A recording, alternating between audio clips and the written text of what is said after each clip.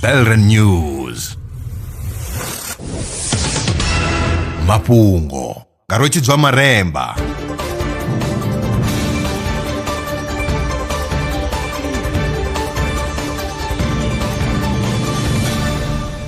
Ndo livhuwa vhukuma zwa zwino ndi tshifhinga tsha mafhungo. Lwa miṅwaha i fhiraho ḓana vhorasaintsi vho vha khou pandamedzana na muḽoro wa u bveledza philisi dza insulini. Thaidzo khulwane ndi ya uri philisi idzo dzi a tshinyadzwa dangani dzi sathu shuma. Izwi zwi kombetshedza vhalwadze vha swigiri vha dzimiliyoni u ḓitika nga dzhekiseni ine vha tea u ḓiṱhavha ḓuvha na ḓuvha. Zwino vhasedzulusi u bva Kumamoto University ngei kha ḽa Japan vha na thandululo. Maitele avho a shumisa chaini ṱhukhu dza amino acid dzine dza ita uri insulini i kone u fhira zwavhuḓi kha ḽera ḽiṱuku. Izwi zwi amba uri insulini ya philisi i nga shuma nga nḓila ye ya vha i sa konadzei kale. Ngudo yo anḓadzwa kha dzhenala ya Molecular Pharmaceutics. Vhorasaintsi vho ita luphuse luswa lwa u tshenisa mano. U ya nga tsedzuluso yo gandiswaho kha dzhenala ya ACS Nano, luphuse ulo lu shuma na u dzingineya ha bulatsho ya mano ya muḓagasi u itela u bvisa madondo. Ngudo yo bvisela khagala uri luphuse ulo a lu sokou tshenisa mano fhedzi, lu dovha lwa lugisa mano na u tsireledza nga tshifhinga tshithihi. Tsedzuluso yo rangwa phanḓa nga Chinese Academy of Sciences.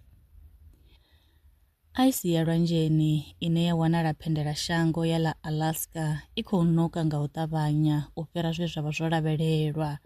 Zwitshavha zwi ḓitika nga iyo ice yo dzikaho u ya fhethu ha u rea khovhe na u zwima. Vhorasaintsi vho sengulusa data ya vhukati ha ṅwaha wa 1946 na ṅwaha wa 2023. Tsedzuluso yo rangwaho phanḓa nga University of Alaska Fairbanks yo gandiswa kha Journal of Geophysical Research Oceans. Zwiṱofu zwa gese zwi ya vudisa benzeni musi zwo dzimiwa. Aya ndi mawanwa u bva kha ngudo yo anḓadzwaho kha dzhenala ya Environmental Research Letters. Benzeni i ṱumanywa na khensa ya malofha. Ngudo yo ṱola zwiṱofu kha ḽa Italy, UK na Netherlands ya wana uri zwiṱofu zwa phesenthe dza 40 zwi bvudisa benzeni. Tsedzuluso yo rangwa phanḓa nga PSE Healthy Energy.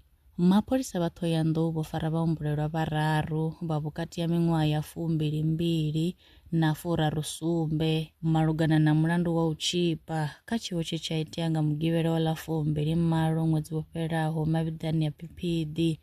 Muhumbulelwa wa u thoma Makonde Rambuḓa o swika he a ḓivhonadza phanḓa ha khothe ya madzhisiṱiraṱa wa Thohoyandou mulovha, hune na zwino a kha ḓi vha tshiṱokisini. Vhaṅwe vhahumbulelwa vhavhili vho farwa mulovha hune vha khou lavhelelwa u ḓivhonadza phanḓa ha khothe nga ḽa sumbe uno ṅwedzi. U ya nga mivhigo hu khou pfi mupondwa o vha a khou tshimbila na mufunwa wawe afho Phiphiḓi musi a tshi ṱangana na tshigwada tsha vhatukana vha sumbe tsini na Mavhiḓa vhe vha gwa uri vha fhiwe masheleni na dzi ṱhingo khwalwa. Nge vha sa wane zwe vha gwa, vho mbo ḓi kokodzela mupondwa ngomu mavhiḓani vha mutshipa.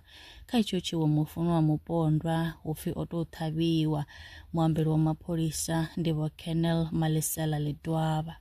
The suspects allegedly demanded money, and upon being told there was none, the victim was forcibly dragged towards the graveyard entrance. She was then threatened with knife and repeatedly raped by 3 suspects, while her boyfriend, who was held at knife point, was stabbed. The ordeal continued in the graveyard, where the victim was further assaulted before the suspects fled the scene.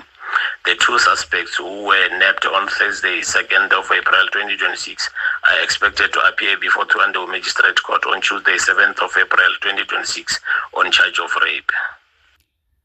Akho guma ngorali mafhungo enda vha farela one.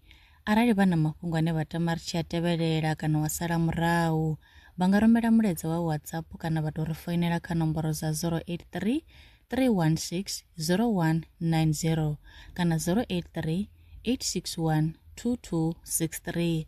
Nṋe na vhone kha ri ṱangane mafhungoni tshifhingani tshiḓaho. lwa miṅwaha i fhiraho fusumbe dzina ḽithihi fhedzi ndi ḽone ḽi bvaho phanḓa khou endedza vhadzulapo vha ḽa Afrika Tshipembe. Mulaudzi Transport Service ndi khamphani yavho ine ya vhaendedza u ya na u vhuya mishumoni nyendo dza kule na tsini hu tshi katela na u welekanywa mikano ya mashango a tsini na Afrika Tshipembe. Ri vhaendedza vha swika hune vha khou ya vho tsireledzea. Arali vha tshi ṱoḓa u bva nga tshigwada u dzhenela vhuṱambo vhufhio na vhufhio kha vha ri fhulufhele ngauri ri ḓo vha swikisa nga tshifhinga. Vha nga ri kwama kha nomboro dzi tevhelaho 083 227 0606. Mulaudzi Transport Service, no place is too far to reach.